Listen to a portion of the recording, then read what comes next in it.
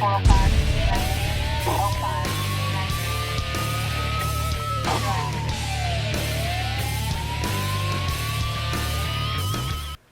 and welcome. I'm Jon Garlick and I'm here with Investigator Travis Thornton, and this is Calhoun County's Most Wanted. Travis, how are you? I'm doing well, sir. It's good to have you on the show. Good to be here. Brand new. You still have that baby face. Look at you. I get that a lot. Yeah. So you're an investigator now. I am. I remember when you were a corrections officer. Yes. Young, right out of school. How you like investigations? Oh, it's wonderful. I like to be able to help people and just the puzzles that we get to put together are just fun.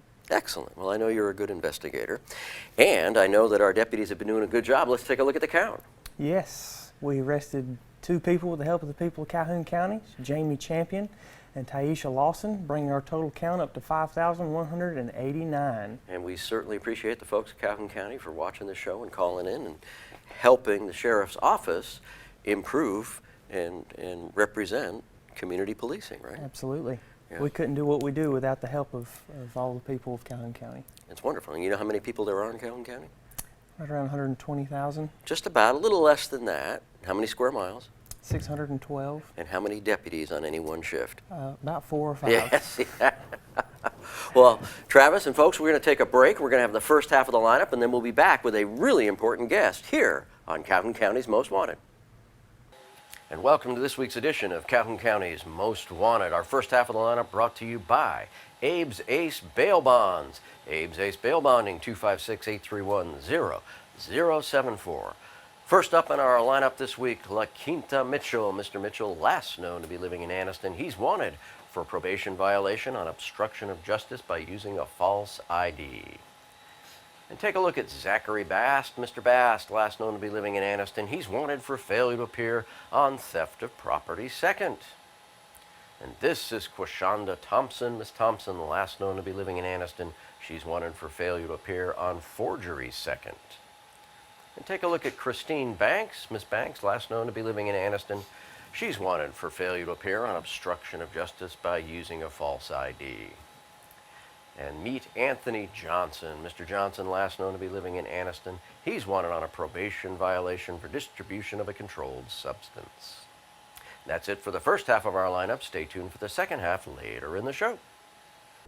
Welcome back. We hope you saw somebody in that half of the lineup. You might know where they are. And if you do, call Investigator Travis Thornton. You call, he hauls. We are here with my old friend, Laura Johnson, Hi, one of John. the world's greatest journalists, and now news director at TV24, the community television network, right? That's right.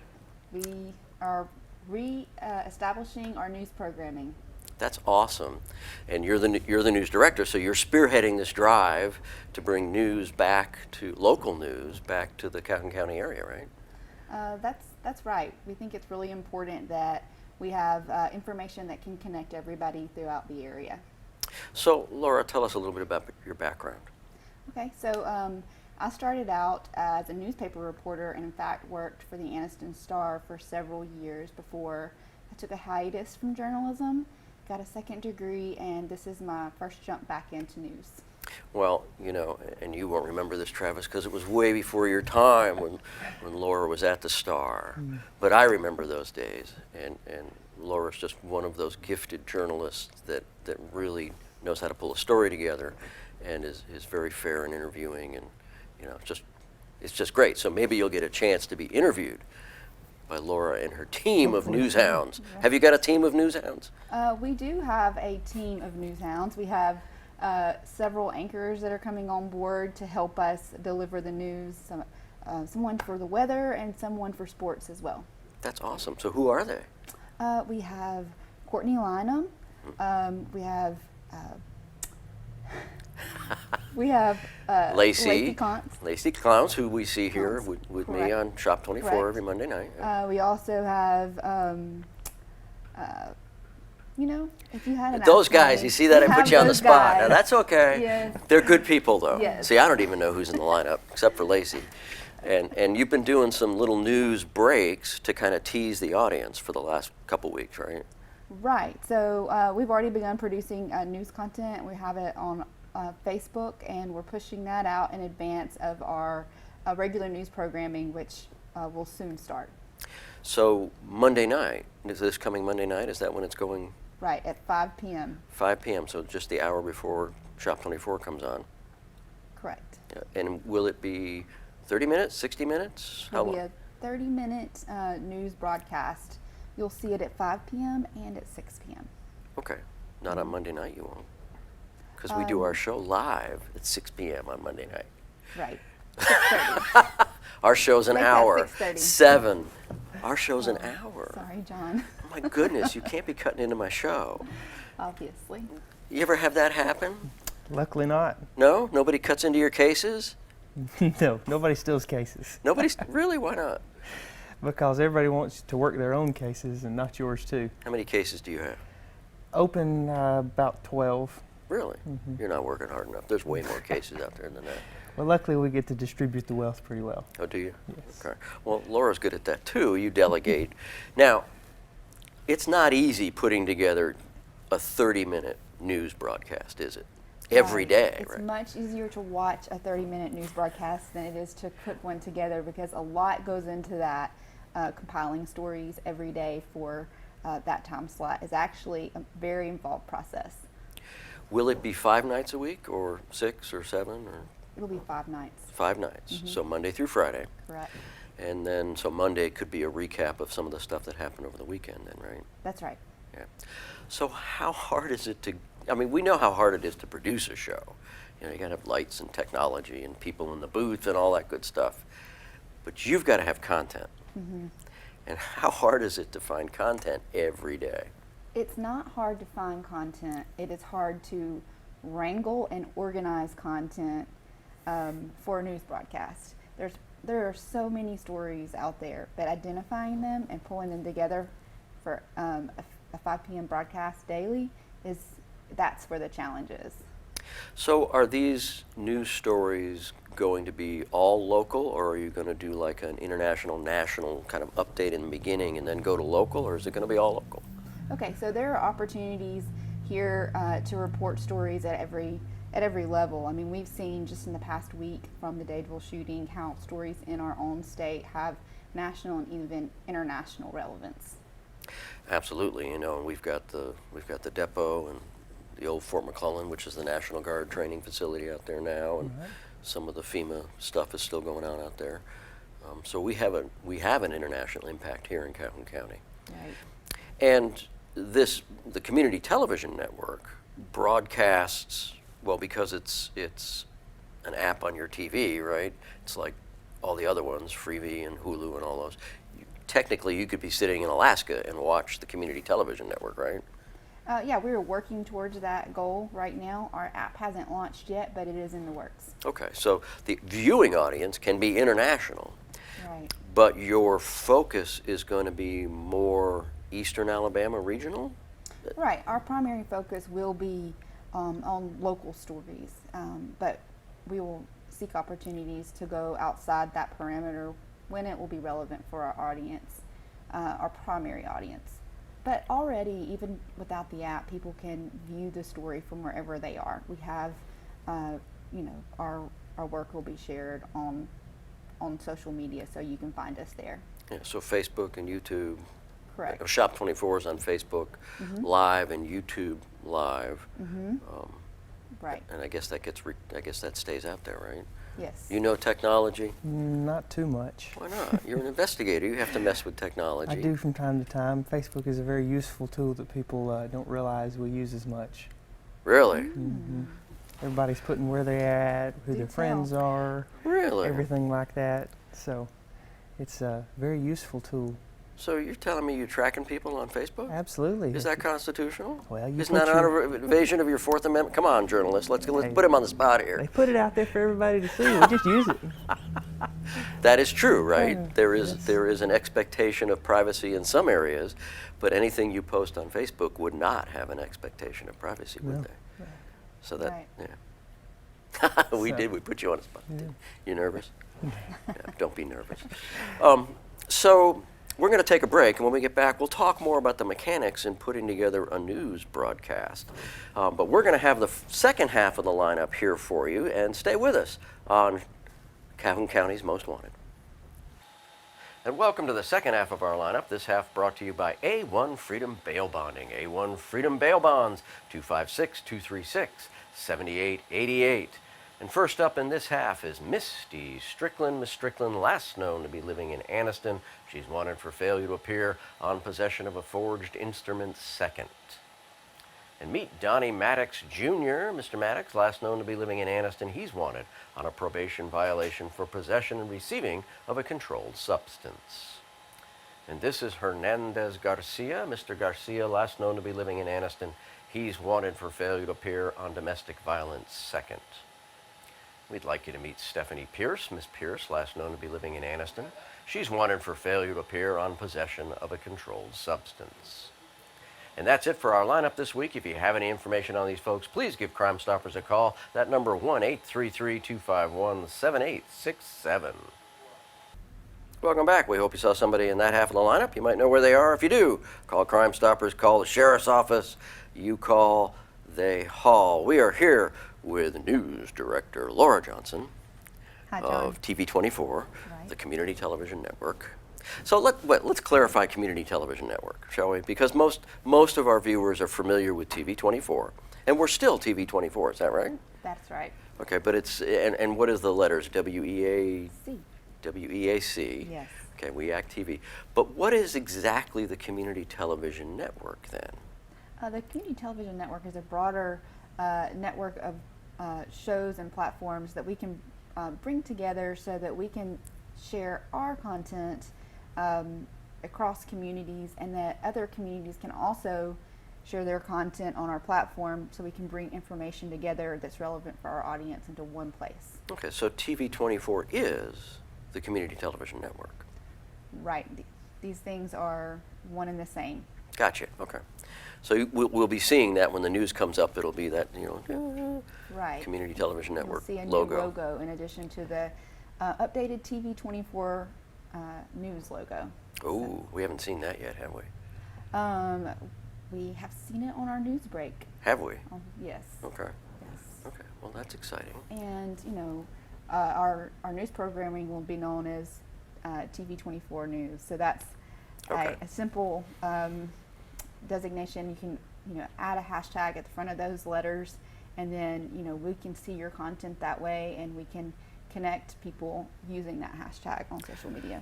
So now this is an interesting. We've got all those different media types. So we've got broadcast, YouTube, Facebook Live. We have a web page, right? We don't have a web page right We don't have a now, but we webpage. will bring it back. Yes. So where I was going with that was you'll have some news stories that you put out on broadcast, but you may have supplemental information or even some stories that maybe didn't make it on air but are still interesting content that you can put somewhere else on social media. Right, and one great thing about social media is that we can use that as a tool to report the news as it develops. So if we're at an event, we can throw some photos up really almost in real time while we're there, and then later use that as part of a bigger news story with more information. Will we have the ability to do that dramatic, break in from the middle? We're interrupting this program for a special news bulletin from Laura Johnson. Of course we will. Oh, that's cool. Yeah. We need Sure. to do that. We need to get you standing out like with a windbreaker and the rain coming down, and We'll just keep our eyes peeled on the forecast for my next opportunity. or any kind of disaster that might happen somewhere. Should we look for you to be the next James Spann? Not a James Spann. I can never live up to that. But you catch me on the news side. I'm thinking we can catch you standing out there, Wind out by the blown army look. depot, with the cloud of, What I can do is report live from your crime scenes. Yeah. Oh, good luck with that. Yeah, good luck with There's that. my experience. We might not let you get that close. Well, Laura We'll used talk to with be you really after. good at getting inside the perimeter. I can stand just outside that yellow tape and do just as much good journalism as I could on the other side of it, and I have no problem with that. I had that duty one day, keeping the news out of a perimeter. Mhm. It was interesting. Very. Yeah, yeah. So putting the news together is much like investigating a case, a crime. Yeah. You find the story and you have to dig into it, and then you've got to do your journalist thing. So tell us the mechanics of a story, if you will. Okay.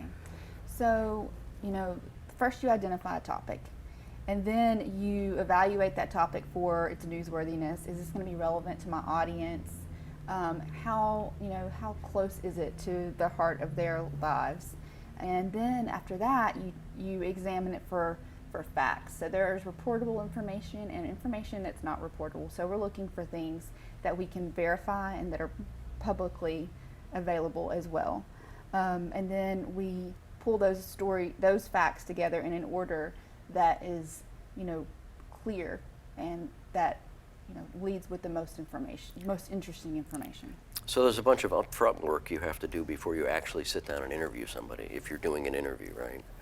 Right. Long before you ever see our work on the air or even on social media, we've done a lot of legwork just to get the facts for you and to find the people who can put those facts in context. Now, everybody's familiar with the media in general, social and mainstream media, and the bias that seems to be out there, right? So as a journalist and a news director at a small TV station, how are you making sure that your stories are not getting filtered in with these biases? How are you making sure you're being independent? Well, just me, my own personal journalistic values are for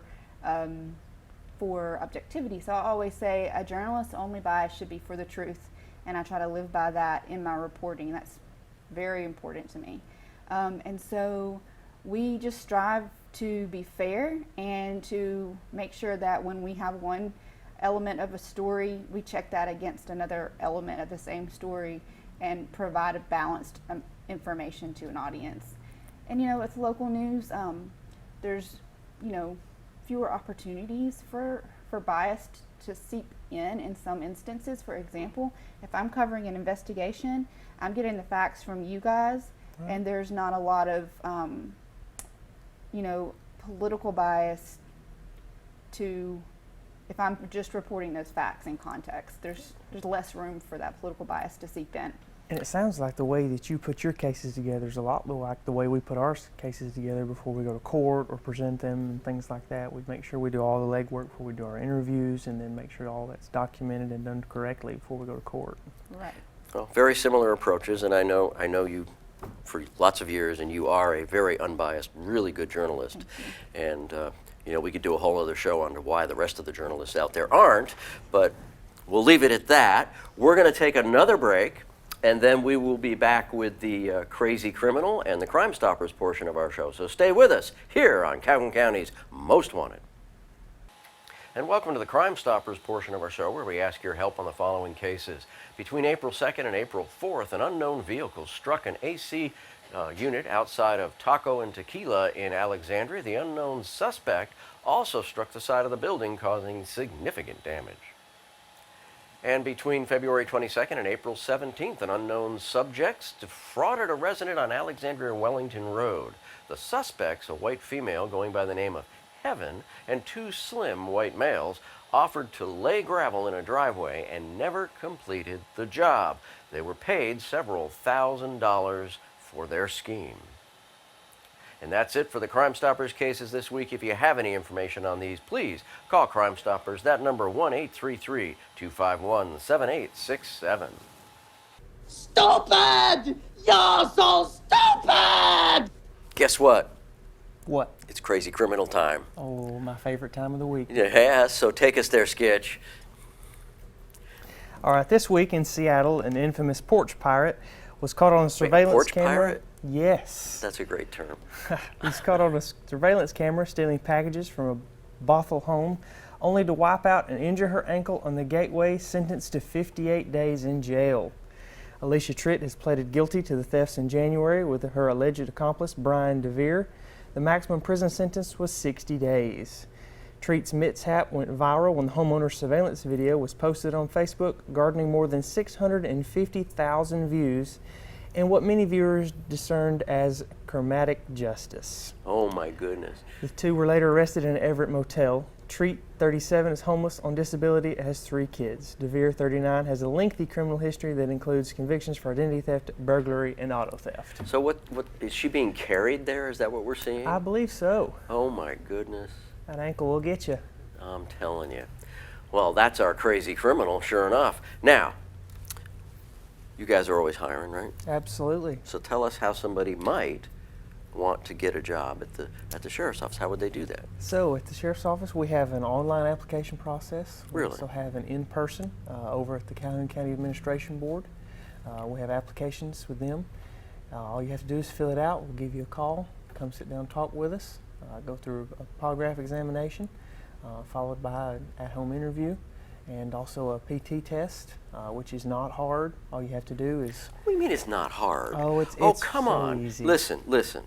Tell them what it is. All right, you got to do run a mile and a half in under 15 minutes and 28 seconds. Yeah, that's sure. It's not hard. If you practice a little bit, Just practice, right. 25 sit-ups in under a minute and a half, That's easy. and 22 push-ups in under a minute and a half. Piece of cake. So, just moderately in shape. You can come fly with us and come work with us. We get a lot of fun. We've got new cars. You get new cars.